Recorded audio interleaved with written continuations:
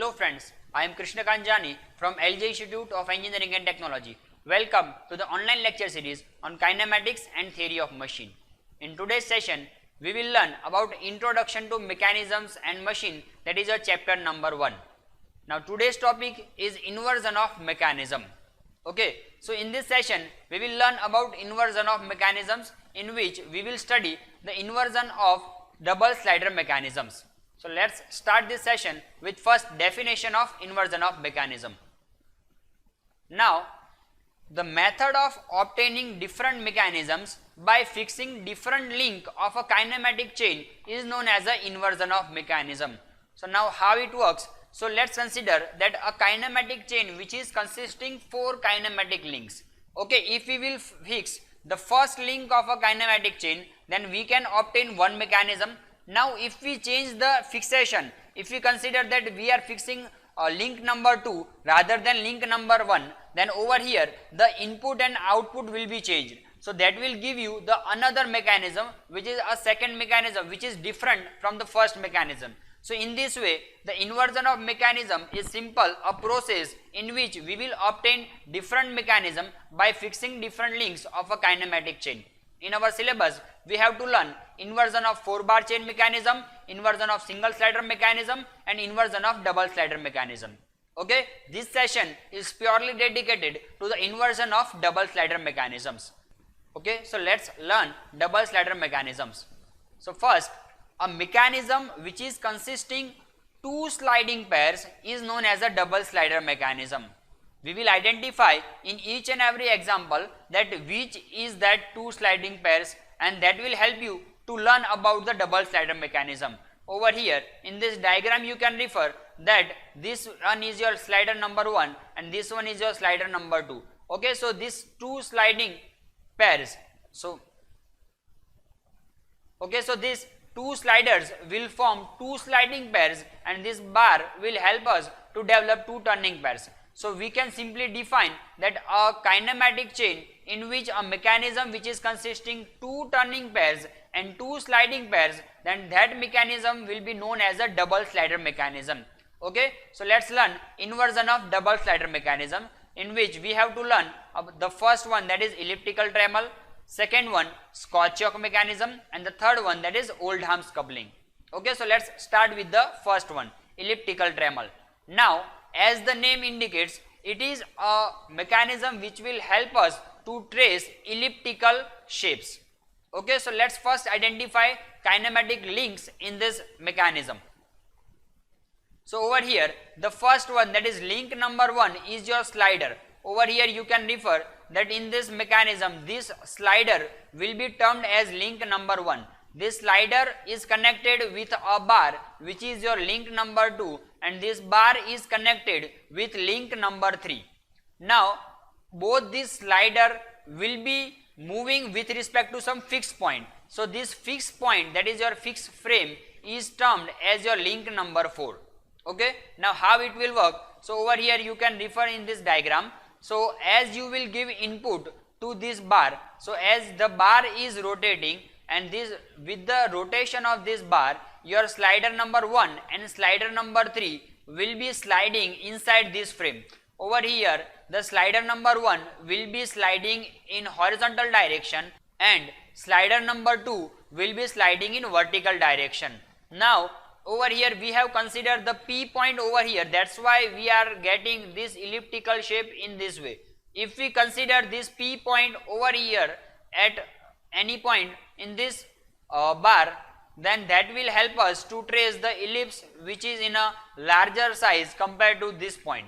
Okay, so in this way this elliptical Dremel works. Now let's make a list of turning pair and sliding pair to learn it in detail. So the turning pairs, so the first one, this slider is connected with your bar. So with respect to this slider, this bar will be turning. Okay, so that is your turning pair number 1, that is link number 1 and link number 2.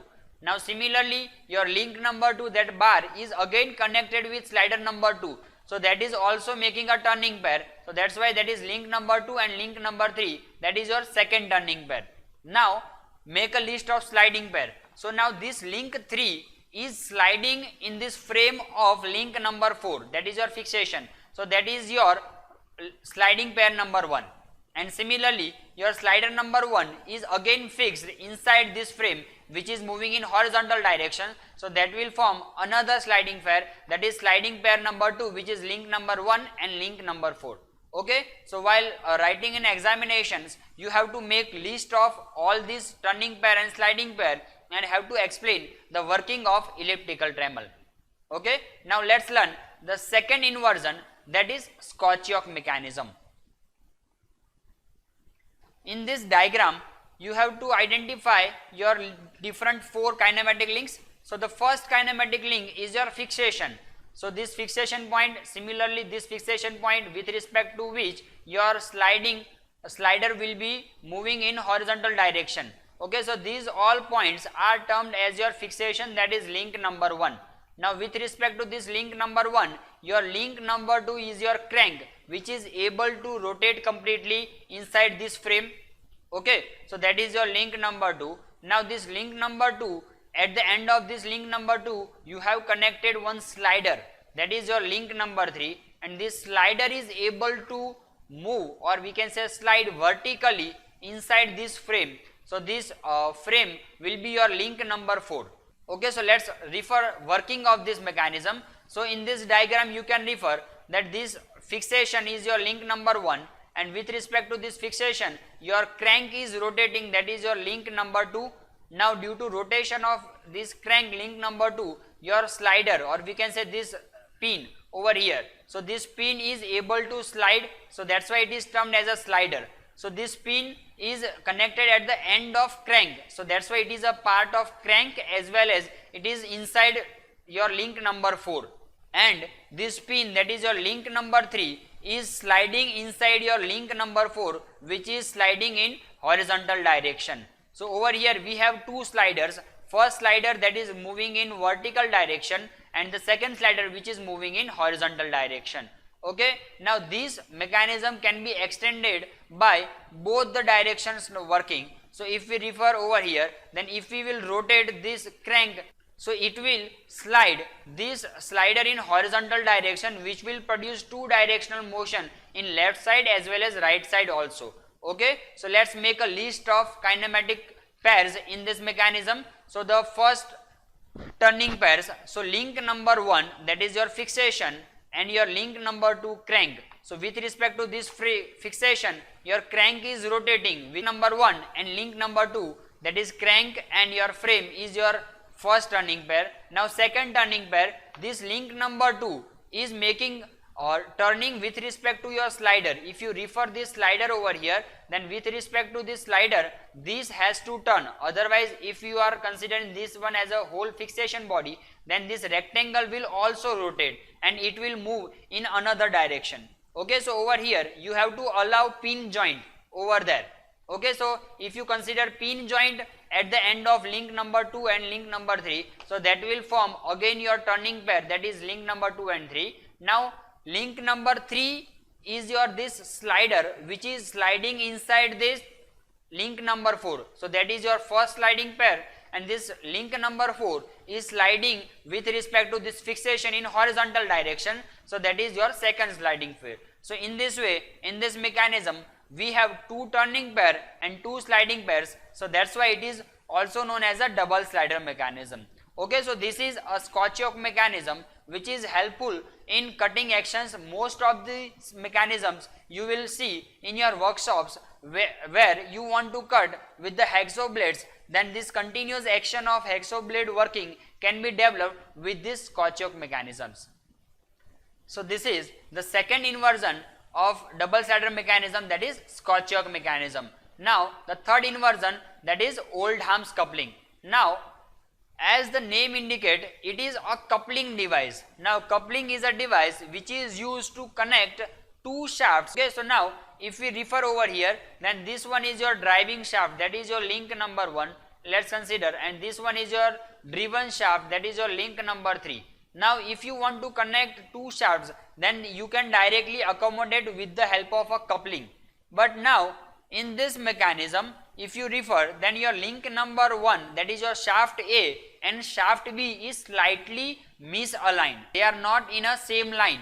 Okay, so they are slightly misaligned. So over here you cannot directly connect them with the help of coupling. So over there you have to use Oldham's coupling. Now how this coupling works? So to let's understand working of this Oldham coupling, first we have to bifurcate these components. Okay, so if we bifurcate this assembly, then it is a shaft, that is your link number 1, your intermediate plate, that is your link number 2, and your shaft which is a driven shaft, that is your link number 3. Okay, now this link number 1, 2 and 3. Now if you refer that in link number 1 we have provided one slot, and this slot will be filled by this intermediate portion piece, that is your link number 2. Similarly over here this extra projection on link number 2, that will be inserted in link number 3 slots. Okay, so now how it will work? So as you will give input to your link number 1, that is your first shaft, that is your red shaft. Now as you will give input to this red shaft, it will rotate, and due to rotation of this first shaft, your intermediate piece will be also rotating, and parallelly it will slide inside these slots.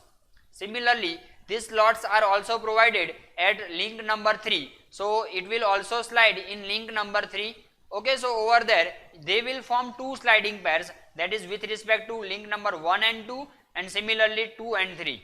Okay, so in this way if we refer that the pairs which are formed in this mechanism, so we have two turning pairs, because your shaft number 1, that is your driving shaft, is rotating with respect to this fixed frame. So if you consider this fixed frame as your link number 2, then link number 1, which your flange is rotating, so that is your link number 1 and fixation will form one turning pair. Similarly your fixation frame and link number 3 and shaft number 2, so this will also rotate, so that is also forming a turning pair. So we have two turning pair, that is by rotation of your shaft 1 and shaft 2, and two sliding pair, that is shaft number 1 with this intermediate piece, and similarly shaft number 2 with this intermediate piece. So in this way we have two turning pair and two sliding pair in this mechanism, so that's why it is an example of double slider mechanism. Okay, so this is all about the third inversion of double slider mechanism, that is Oldham's coupling. Okay, now after learning these inversions, you can refer that by fixing different links of a kinematic chain, we can obtain different mechanism, which is forming again two turning pair and two sliding pairs. That's why we are terming it as a inversion of double slider mechanism. Thank you.